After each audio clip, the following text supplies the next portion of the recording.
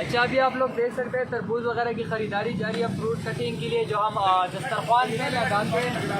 ये तकरीबन 4 मन अभी हम लेंगे। ये रोज़ाना यही तरकीब जारी होता है माशाल्लाह से।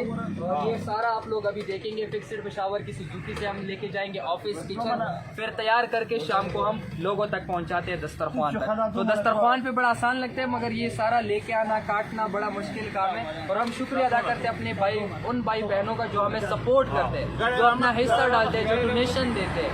और जो देखने वाले सबसे गुजारिश है कि वीडियो को लाजमी ज़्यादा से ज़्यादा। सुबह का वक्त 6 बज रहे हैं।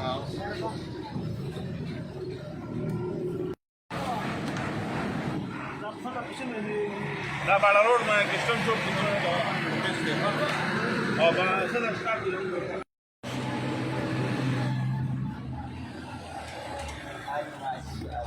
शाबाश शाबाश शाबाश शाबाश।